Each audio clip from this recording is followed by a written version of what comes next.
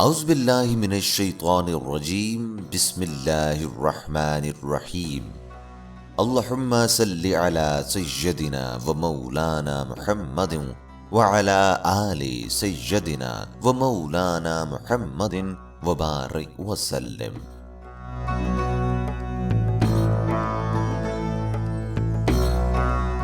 مجنوں نے شہر چھوڑا تو صحرا بھی چھوڑ دے، نظارے کی ہوس ہو تو لیلا بھی چھوڑ دے۔ واعظ کمال ترک سے ملتی ہے یا مراد، دنیا جو چھوڑ دی ہے تو عقبا بھی چھوڑ دے۔ تقلید کی روش سے تو بہتر ہے خودکشی، رستہ بھی ڈھونڈ خضر کا سودا بھی چھوڑ دے۔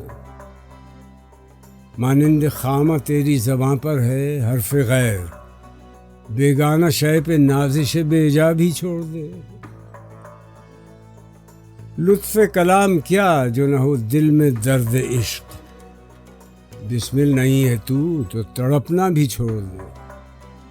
شبنم کی طرح پھولوں پہ رہ اور چمن سے چل، اس باغ میں قیام کا سودا بھی چھوڑ دے۔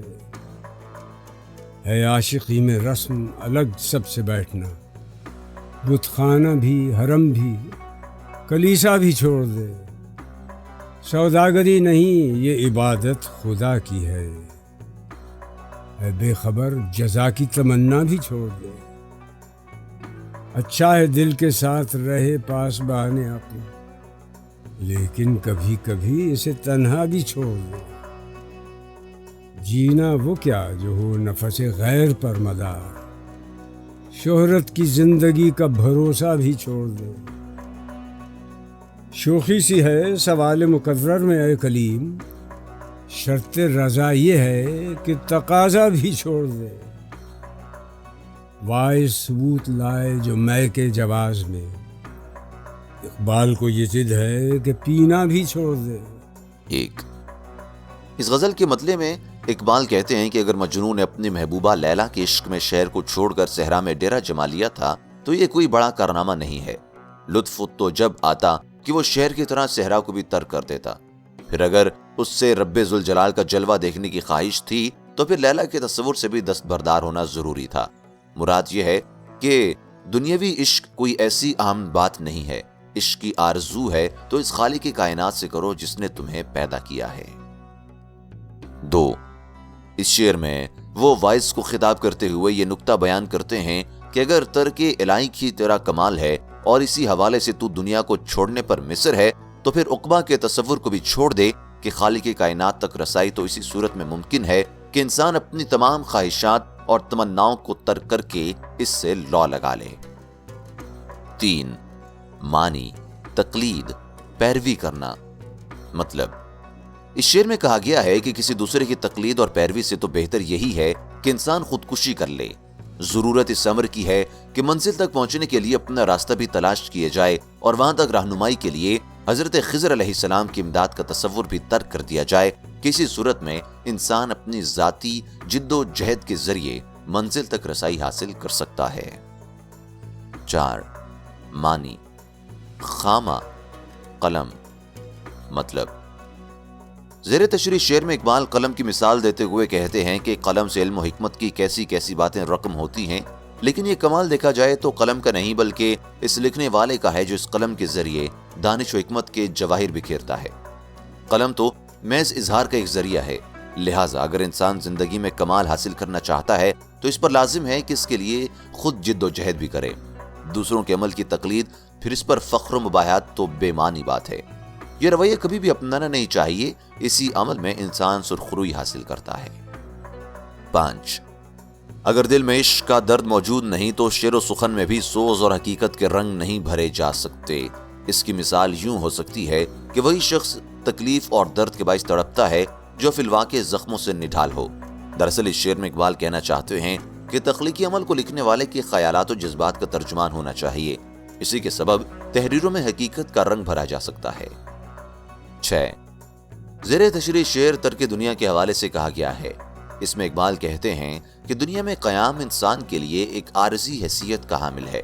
بالآخر چند روزہ زندگی کے بعد جب موت کو گلے ہی لگانا ہے تو پھر اے انسان شبنم کی پیروی کر کہ وہ چند لمحوں تک پھولوں پر آنسو بہا کر باغ سے اڑ جاتی ہے۔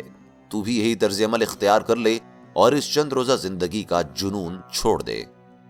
7 عشق و عشقی کی رسم تو یہی ہے کہ ہر شے کو ترک کر کے انسان گوشہ تنہائی اختیار کر لے، لہٰذا تو بھی اس طرز عمل کی پیروی کرتے ہوئے بت خانہ کعبہ اور کلیسا سب کو چھوڑ کر اپنی دنیا الگ بسا اور خالق حقیقی سے لو لگا لے۔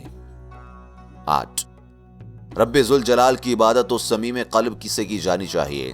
اس عمل کے لیے محض جزا کو پیش نظر رکھنا خلوص دل سے عبادت کے منافی ہے، بلکہ بالفاظ دیگر یہ تو ایک طرح سے سودگاری کے مترادف ہے۔ یوں بھی عبادت سوداگری نہیں ہوتی، اگر دل میں خلوص ہو تو پھر جزا اور انعام کا تصور بے معنی شے بن جاتا ہے۔ 9 یہ امر بڑی حد تک مناسب ہے کہ مسئلہ کوئی بھی ہو، اس کو بروئے کار لانے کے عمل میں دل اور عقل کے مابین رابطہ برقرار رہے۔ اس کے باوجود کبھی کبھی یہ بھی مناسب ہوتا ہے کہ عقل کے بجائے محض اس جذبے کے تحت کام لیا جائے جس کا تعلق محض دل سے ہو۔ 10 ایسی زندگی قطعی طور پر بے معنی ہوتی جس کا انحصار دوسروں پر ہو، چونکہ شہرت کا تعلق بھی دوسروں کی امداد سرپرستی سے ہے، اس لیے شہرت کی تمنا ترک کر کے اپنے لیے راستہ خود ہی بنانا چاہیے۔ 11 حضرت موسیٰ علیہ السلام نے جلوہ خداوندی کے لیے جو بار بار تقاضا کیا تو ان کا یہ عمل محض شوخی ہی نہیں بلکہ سوء ادب کے مترادف تھا۔ حق تعالیٰ کی رضا کا پاس تو اسی صورت میں ممکن ہے کہ وہ جو چاہے اس کے روبرو سر خم کر دیا جائے۔ 12 مانی میں کے جواز میں شراب پینے کو جائز قرار دینا۔ مطلب زیر تشریح غزل کے مطلع سے یہ حقیقت واضح ہوتی ہے کہ یہاں بھی حسب معمول اقبال وائزوں کے کردار سے بری طرح نالا ہیں، چنانچہ فرماتے ہیں کہ اگر یہ شخص شراب نوشی کے جواز میں کوئی ثبوت بھی لے آئے تو اس کی مخالفت کرتے ہوئے شراب پینا ترک کر دوں گا۔ بقول ان کے وائز کا کردار تو بس یہی ہے۔